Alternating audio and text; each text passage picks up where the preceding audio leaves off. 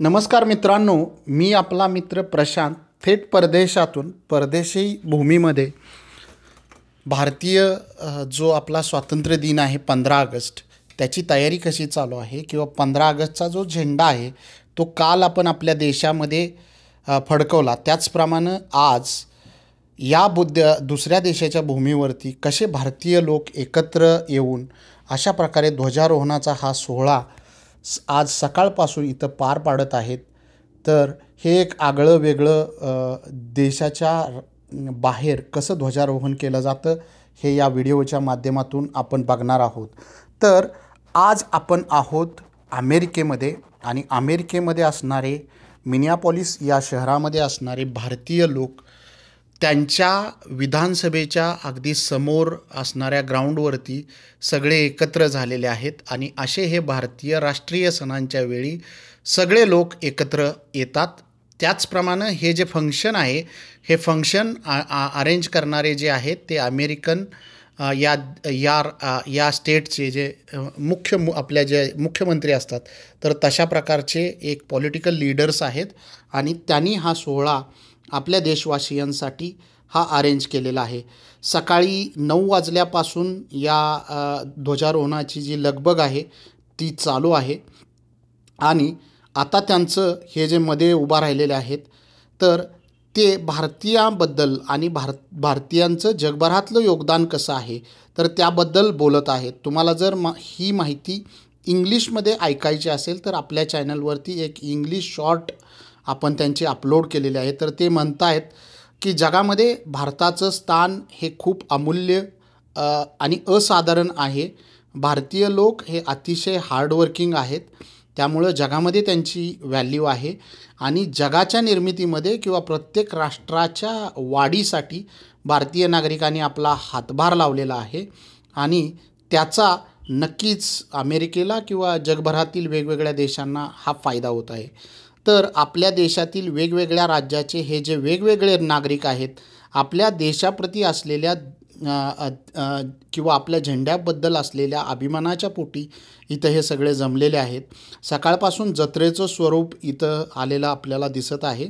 तर हे जे छोटे छोटे हे आहेत तर हे वेगवेगळ्या स्टेटमधल्या लोकांनी आपलं संस्कृती आपलं राज्य हे कसं आहे हे दाखवण्यासाठी आपल्या राज्याचा तिथं तंबू हा उभा केलेला आहे. तर या तंबूवरतीही मी वेगवेगळ्या तंबूवरती गेलेलो आहे.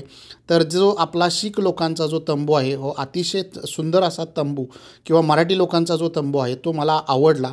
तर त्याच्यामध्ये काय होतं, शीख लोक हे कायमच आपल्या उदार भूमिकेबद्दल जगभरामध्ये संदेश देत आहेत.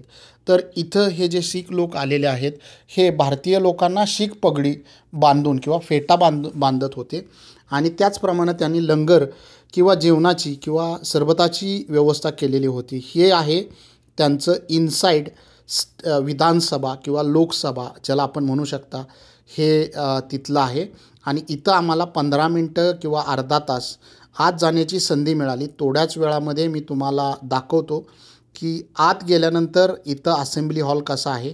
हा आहे भारतीय तिरंगा. इथं झेंड्याचं ध्वजारोहण झाल्यानंतर अशा प्रकारे हा ध्वज मध्ये ठेवलेला आहे आणि वेगवेगळ्या राज्याचे हे जे वेगवेगळे स्टॉल्स आहेत त्याचप्रमाणे आपापले आर्ट ऑफ लिव्हिंग असेल किंवा हरे रामा हरे कृष्णाचे काही लोक आहेत तेही लोक आलेले आहेत. त्याचप्रमाणे हे जे सुंदर स्टेज आहे आणि याच्यावरती हा जो परफॉर्मन्स बघत आहात तर हे एका भारतीय गाण्यावरती बसवलेला हा परफॉर्मन्स आहे. तर असा 4 तासाचा प्रोग्रॅम ही भारतीय लोकांनी इथं केलेला आहे. वेगवेगळ्या भारतीय पोशाखामध्ये असणारे हे जे भारतीय लोक आहेत आणि त्यांच्याबरोबर केलेला हा प्रोग्राम.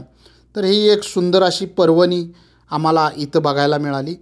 सुंदर असं दृश्य, त्याचप्रमाणे वेगवेगळ्या कला गुण जे आहेत ते काही अमेरिकन नागरिक हे बघण्यासाठी आलेले होते. मोस्ट ऑफ या कार्यक्रमाचं अरेंजमेंट जे आहे ती भारतीय लोकांनी आपल्या देशातील देशवासीय लोकांसाठी केलेली होती.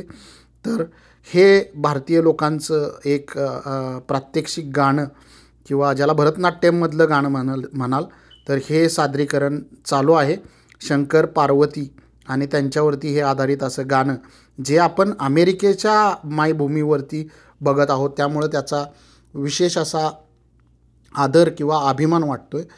त्याचप्रमाणे काही लोक या नेक्स्ट दृश्यामध्ये तुम्ही बघताय की पारंपरिक पोशाखामध्ये भरतनृत्यम किंवा आपलं कोल्हापूरचं जी तलवार असेल, ढाल असेल, ओके, मराठी लोकांची जी काय परंपरा आहे आणि त्यावरून आपण केलेली वेगवेगळी नृत्य, तर असे करणारे हे नृत्य कलाकारही या वेशात होते. एवढंच नव्हे, नुसते वेशातच नव्हते, तर त्याचं सादरीकरणही त्या लोकांनी केलं.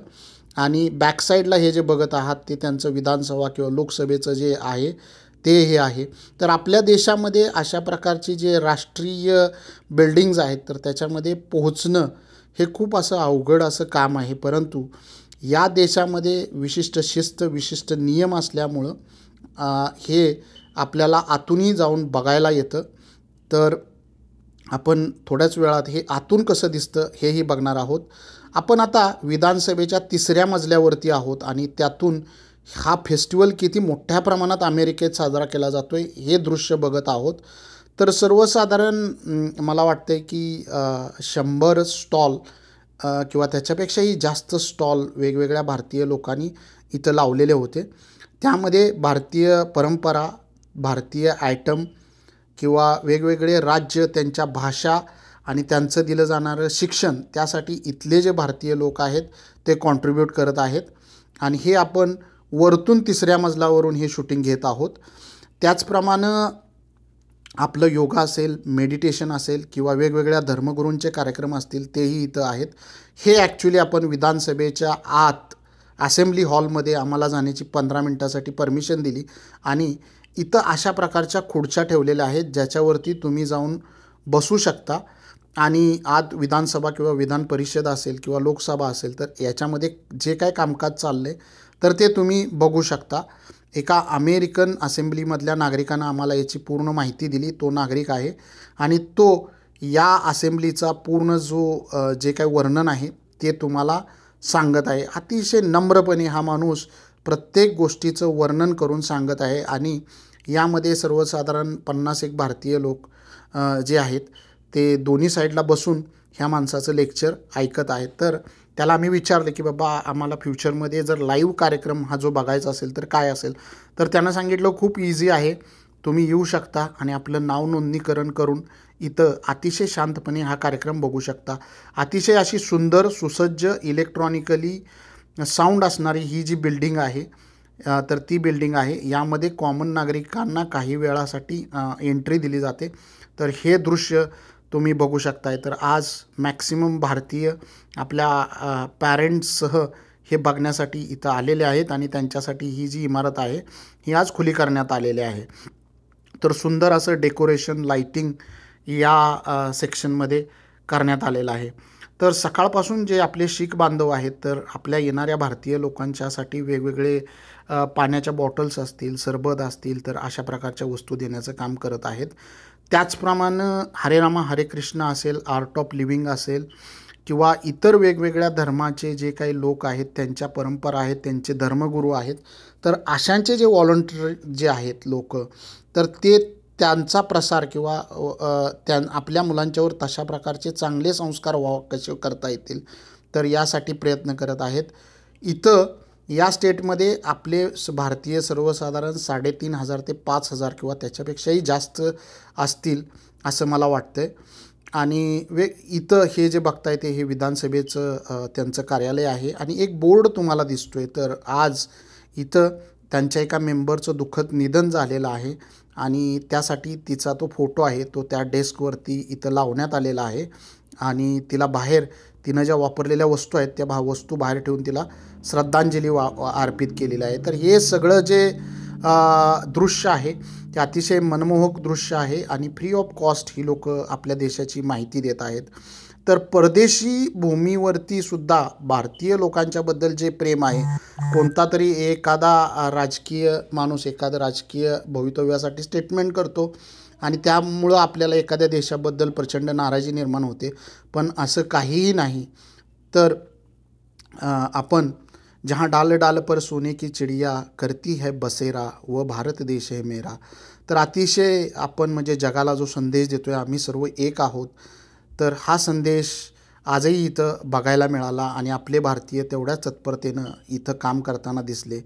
तर तुम्हाला आमचं देशप्रेम देशाच्या बाहेर असताना कसं वाटलं हे व्हिडिओच्या माध्यमातून नक्की कळवा आणि हा व्हिडिओ आपल्या देशवासियांच्यापर्यंत पोहोचवण्याचा प्रयत्न तुम्ही नक्की करा.